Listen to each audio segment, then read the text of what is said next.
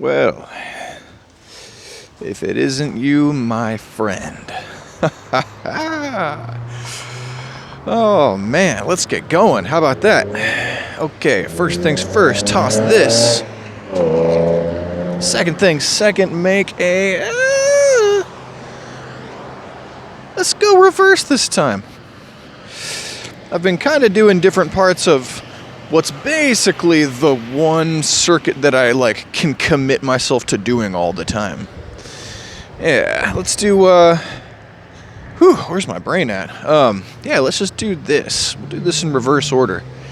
After a couple of seconds here, we'll do what we always do. We'll accelerate and begin running. One of my favorite things. And you're right along with me. Remember, this is Right Along with Run Man, episode 15 today, I believe. Yesterday was a hollering success, I'll tell you that much. But before I get to that, try to crack the neck. It's not happening. Whew. Still, expectations being low, morale being high, that being our logo, me being your host, Run Man, I believe that it's time to get to the content. Woo! Here we go. All right. As always, the tech. Let's do that. Yeah. Why is it always easier in my left hand than my right? I don't know. I'm right-handed. Maybe my right-handedness lends itself to me being more stable when my right hand is able to balance me and counter and run and all that stuff, because y'all are on wing cam, as always, as I was saying. So you're tucked in, kind of. My left arm is bent more or less 90 degrees. A little bit more, I would say. My left arm is bent and is holding my phone, which is my camera. That's how we're doing this. It's been like 7 runs since I switched to this format. Now you might be asking yourself, is it harder to run that way? Here's my answer. That's a yes. It's a yes. I'm sorry. It's a yes. I have colorful expressions prepared to illuminate the discomfort that I feel doing this just this way. I'm not gonna go that way. I'm not gonna go that route. I am gonna slow down long enough to pick the dirt out of my eye. Windy day. Woo! Let's go. Let's come on up to these crows in front of me right here. Ravens? They're a little small for ravens, I want to say. Hello, crows. Oh, yes. Yes, having a fine time. Oh, yes, up in the trees now, hanging out. The leaves everywhere. The strange running, cackling man. Now past. Goodbye, crows. Yes. My bitter rival. After all this time. Hey, no worries, guys. We out here on the road, we gotta have a little fun. One thing I can tell you that I'm pretty good at, my own fun. Whew. I haven't had somebody over to my house since like 2 years, a year? Years before the pandemic, I think. I haven't brought anybody to my home.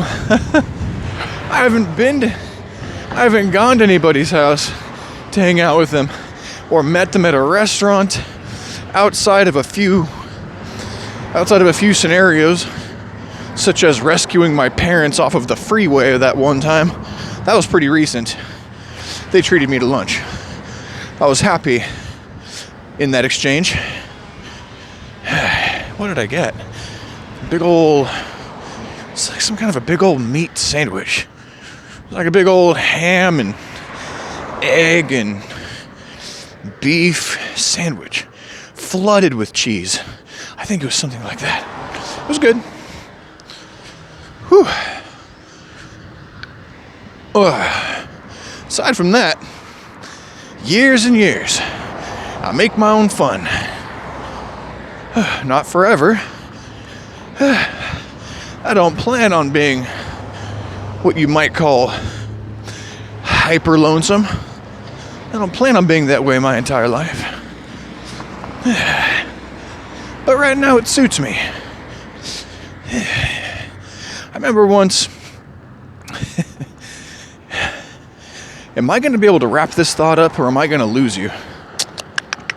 I'm going to try it. I'm going to see if I can't remember all the way to the end of the following parable what the whole point was in bringing it up in the first place.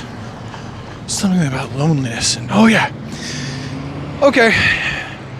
We're doing it. Strap in, boys. We are digressing. But then again, it's the whole point. This is not an organized quest. This is a barely functional misadventure upon misadventures, wrapped up in a little salad that we'd like to call the podcast. All right, you ready to take that trip? Let's do it. There was a live action movie. I think it might have come out 20 years ago. It was called Alice in Wonderland. This was not the cartoon. This was live action. I don't know who the actress was who played the main character, Alice. I know that she had brown hair, and I think she had a yellow dress. That's not important. One of the things that is important is all the side characters were rad as hell.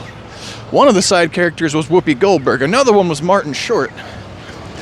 And then another one. A really kick-ass other one. As far as side characters. You could think of them as cameo roles. Like these good actors who just popped in for like a scene or two, but they dominated the scene or two. And they were wonderful. That kind of thing. Right? The one that I'm thinking of, the guy that I'm thinking of is I just wanted to check the bus stop there. Sometimes there's good information in public places. Whew. Signs posted and stuff. Gene Wilder.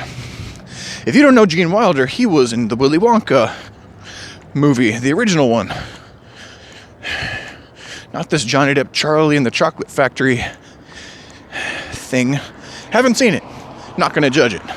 I can tell you, Gene Wilder was cool. We could digress into Gene Wilder because I just had a ping on that. We might come back to that later. But I've got a point to make. Gene Wilder's character was a false turtle. He was called the Mock Turtle. Right? Now, that's all fine and good. That's all hunky-dory. By the way, this is a maybe run. I had a really weird dinner, and it was great. And then it kind of continued into breakfast. And I've had plenty of activity today in terms of gastrointestinally. So we'll see. I'm getting a maybe. I'll take it. Any communication from the body is good communication. Even if you don't happen to like the symptoms. Oh, these are bad feelings. These are good feelings. And my stomach hurts a little. How about that? A little gassy. A little crampy. There's a strange pressure down there, which might manifest itself in a movement that wants to take place. This was going to be a 2-hour run, by the way, but I didn't have quite enough time. I got a Zoom chat to get to. I had a Zoom chat this morning. Half an hour. Sorry, this afternoon. Right at the afternoon mark, essentially. And now it's 1:30. I got a thing to do at 3. So, you know. Anywho, I'm sorry. I'll keep the antics. I'm not sorry. Guess what? More of this sometimes. This is my podcast. You make your own podcast where you calmly sip tea. I like those podcasts. Shout out to Gamer Girl Gab. Oh, it's not her name anymore. Gab Smolders is her YouTube name now. She wasn't liking the Gamer Girl thing online. She thought it was going into a place she didn't want to be characterized by. I don't know exactly what she meant by that. I can guess. She's mellow as hell. Watching her content is like drinking chocolate milk. I haven't had a chocolate milk in like 10 years. But I got Gab. I appreciate Gab. And her wonderful husband? Fiance? Maybe they're fiancés now. I don't know. Whatever they are, she has a partner. And his name is Sean. I like Sean too. He's Irish and he's got a brogue. A brogue. Do you really want me to come back to Gene Wilder? I'll do it. In the movie Alice in Wonderland, the live action, when it came time for Gene Wilder's cameo, he played a character called the Mock Turtle. He had a friend. The Mock Turtle had a friend, this giant, chimera-looking, big bird-like creature that was terrifying. It's like if Tim Burton and Neil Gaiman were playing poker one night and they were like, how can we torture anybody who loves Big Bird from Sesame Street and haunt their nightmares forever? Whatever they came up with was what was Gene Wilder's friend in Alice in Wonderland. So, giant bird creature and Mock Turtle are talking to Alice. They're hanging out with Alice. Gene Wilder's got his antics going. He's got his character. His character is morose. His character is very, very sad. We were talking about hyper loneliness earlier, back at the fire station, remember? Well, and then I said that it suits me. Well, Gene Wilder's very sad Mock Turtle character, he's all teary-faced and crying. He's got makeup on and he's got the turtle suit going and he's just bawling and tantruming at Alice while he explains his story a bit and cracks jokes and makes puns.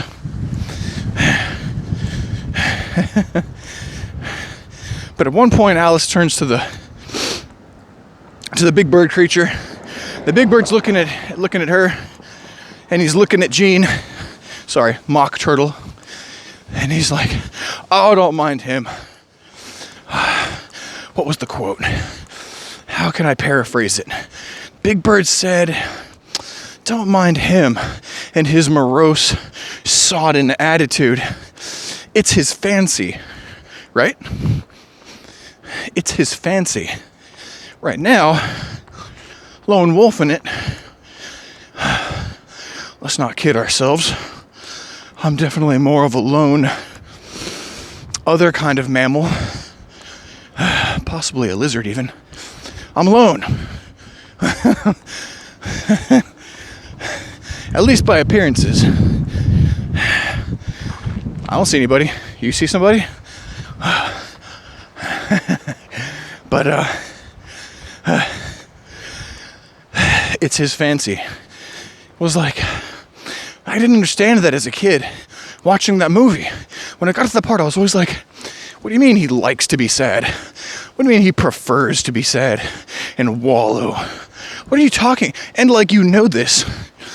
And the indication was almost like the Mock Turtle was even conscious of it. Like he knew that he preferred the sad way of looking at things. For me, loneliness is something that I prefer right now.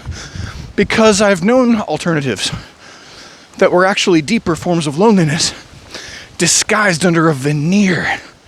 Disguised under veneers of people. I'm thinking a lot about old peer groups, particularly in my school years. Oh man. If I'd have known then about friends what I know now. There were some good people I didn't really connect with back then. I'm not making that mistake again today. I know some good people now, and we hang online. Maybe eventually we'll hang in person. I was gonna go visit those guys in Cabo, or some of them. Didn't work out. I didn't have my papes together. And there's, you know, I don't know if you heard, we got a plague on around here. And by here, I mean almost everywhere. And by almost everywhere, I mean I don't know what I mean exactly.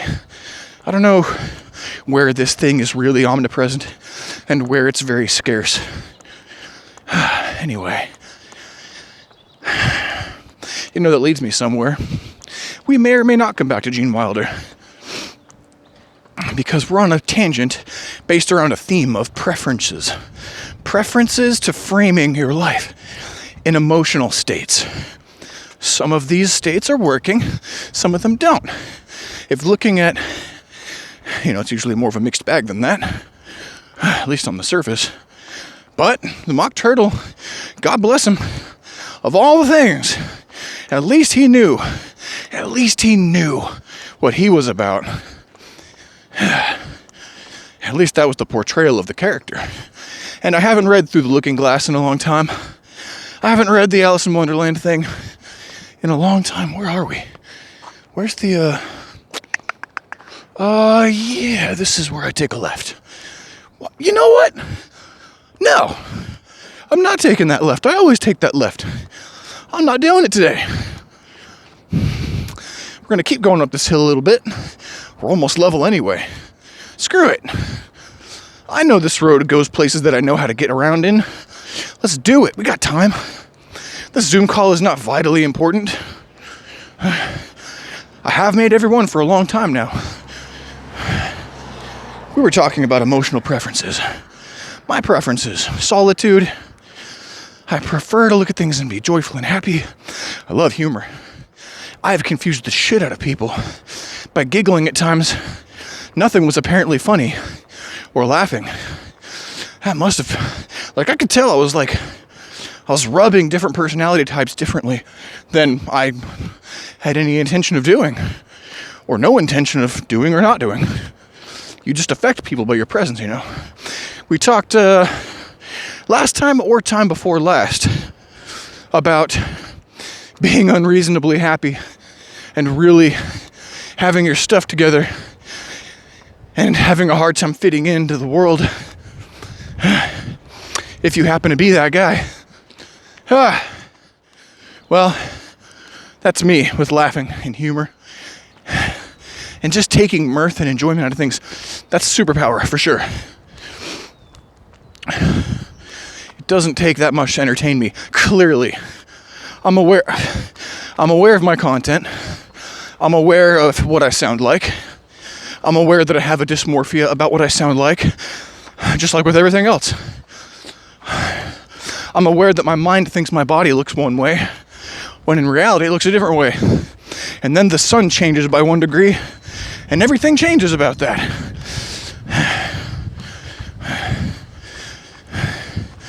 I have a body mirror in my room and really good lighting. When I work out, I really like what I look like. But typically I'm like, come on, man. We gotta get this belly under control. Hey, you know, we're burning calories.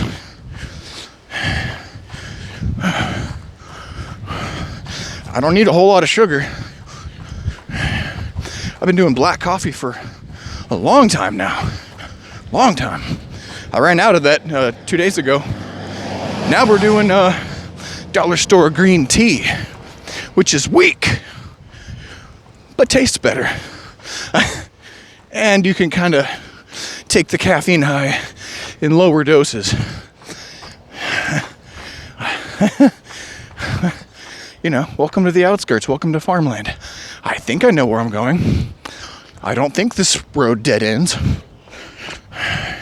We're gonna figure it out. We're gonna find out, you and I.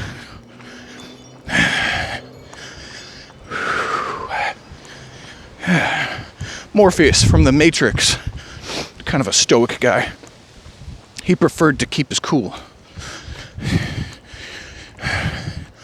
There were times he was speaking to Neo about some really heavy shit. And he was very gentle and compassionate. You can speak of harsh things in harsh tones. Jocko Willink will do that to you. He won't yell at you necessarily, but he'll, he's not going to take time to say something in a way that's more palatable or change his tone for your temperament necessarily. And that's fine. He's got a different role to play than Morpheus did. Morpheus, the fictional character. What a good name that is. Morpheus prefers the center. At least that's what it seems like. Carlos Castaneda, or Dan Castaneda, I think it's Carlos Castaneda, talking with Don Juan about something to do with how you fuel your magic. They were talking about how to see in order to access an awareness of the world that would allow you to do what these shamans are doing. Like what liberates you, what allows you to shed your BS, and what sustains you when you're trying to have vision, trying to see clearly, trying to really be aware, trying to find... I can't remember enough about the context to be sure that I'm on solid ground with you guys right now. A lot of plants around here. It's beautiful. But Don Juan told, I'm going to call him Carlos. I don't know I forget. I haven't read that book in like years. But Don Juan was a Yaqui, or I forget if he was in Mexico or if he was further south. I think this was in Mexico. Anyway, the Yaqui natives had a dying shamanic tradition. Don Juan is one of the few remaining shamans in this tradition. He instructs Carlos Castaneda in his ways, more or less, over time. And at one point, Don Juan says to Carlos that when it comes to what he called seeing, which, if I were Survivor Man, I would call that activating the ultimate human sense, that being that instinct when all of your senses are working together and you just can't necessarily tell how you know what you know about what's happening. There's just an underlying special certain something that's giving you access. It's access. So Don Juan called that seeing. I know Wim Hof has a different opinion about how many senses we have. He says we have a sense of our own immune system, essentially, and the structures in our body at the chemical or at the cellular level. I'm probably mischaracterizing him. He said, sorry, I'm going to adjust my headset a little bit. Yeah, there we go. Oh my God, my right shoulder kind of aches. Whew. Good. Wim Hof's got his opinions, and that's totally cool. I do like where he's coming from, and I would love to go back and listen again to what he said about that, because anytime somebody says there's more than 5 senses, I'm like, that's sexy. Anything weird, unusual, or unconventional that sounds like I might be able to tie it into real world experience and therefore avoid the woo-woo, it's sexy to me. I like that stuff. Wim Hof prefers joy, it seems. Potent, burning, loving joy. I think that's his preference. Morpheus is calm.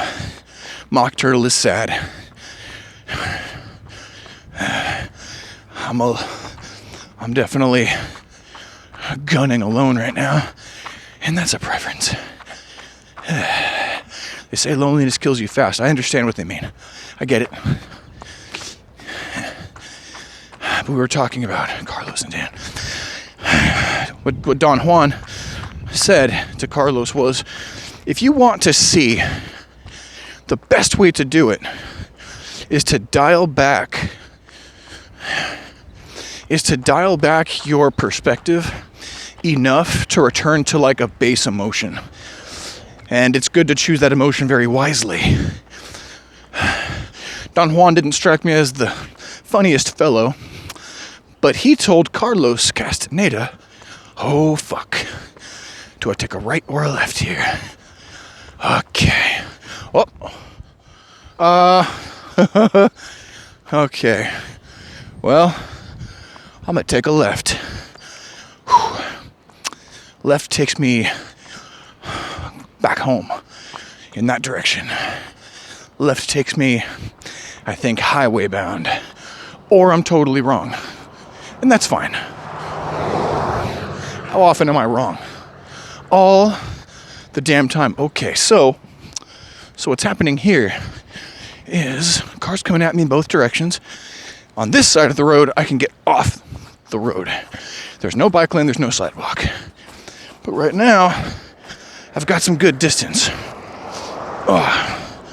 between me and the cars. There we go. On the other side, I had noticed I would fall into a pretty decent-sized ditch if I were to have, if I would have needed to fling myself. Okay, this is an active road. I remember this as being an active road the last time I was on it, which was a long time ago. So I'm constantly looking back and looking forward. I know that guy's coming, so I'm going to bow away. That wasn't all that Don Juan said, is what I'm getting to. Don Juan said that his own preference and the preference that he was teaching Carlos, the one that seemed to work the best, actually the only one that he really tried. A lot of these practices were instinct-based or word-of-mouth based. This is just how it's done. This is just what it is. A lot of translation problems between those two because of the cultures that they were brought up in, and various other things, not to the least of which were that they were exploring psychedelic substances as routes to their means of magic, let's say, as tools. Don said, maybe I won't tell you.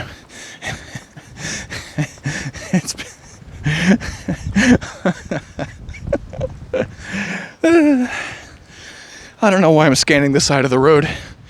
I don't know what's worth picking up on the side of the road. This paper. Whoa, okay. So that goes down a little bit further, doesn't it? If I walked down into that little bit off of that part of the road, I'm pretty sure my head would poke out at the top. But that's about it. Now there's a car coming at me, and we have outlets to the side over here, so I'll switch. Don Juan's preference is humor. It's the only way that he operates. When Don Juan activates what you might call second sight, when he needs to rely on it, when he's scrying, when he's trying to pierce through muddled matters and get to the heart of things, when he's watching for auras or whatever you want to. I don't know if I'm doing justice to what he calls seeing. I don't know what he would say. I know that I'm kind of talking around it. It's hard to talk directly about it. You know, where is all the length of cord going? It keeps getting tight around my wrist. And Carlos said to Don Juan, he said, hey, is that the only way? Ooh. I mean, like, seriously, is that the only way to see? Doesn't seem like all the shamans see through humor all the time. And Don thought about it for a second. He thought about it. He gave it a moment's deliberation before he responded. When he did, he said, I suppose you could see, capital S. I suppose that you could, in theory, see by sheltering yourself in another emotion other than humor, you probably could go with sadness or anger. It does seem like some other shamans do live in those places and return to those states as a means for supercharging their efforts at seeing, right?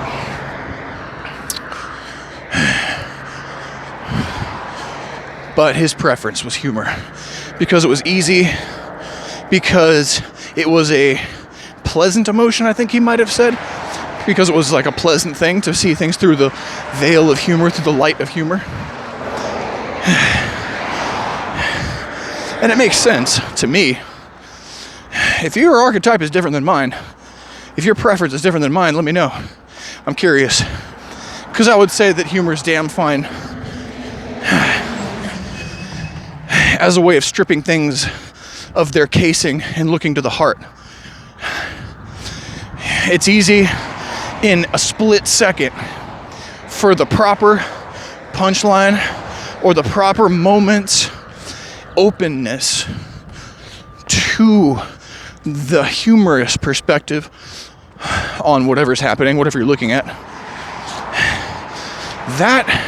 It's easy to just do that for a split second, and immediately everything becomes completely absurd about the thing you were taking so seriously. And then you're like, oh God, that's right. That's right. This is what it is. I do like the idea of humor as a device for shedding the falsehoods and the layers of BS. I don't think it's the only one. I don't think it's the proper one every time. I was not raised in the same tradition as Don Juan. When I think of seeing, the first thing I think of is the second I try to do it, I get in my own way. I immediately have all these expectations. Kind of like when you try to meditate. Better to just sit down and listen up and laugh it off when you start judging your own thoughts. But I was raised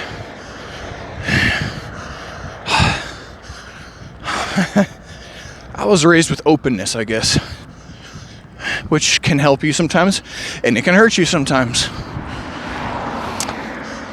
Yeah, I think I'm willing to say that much.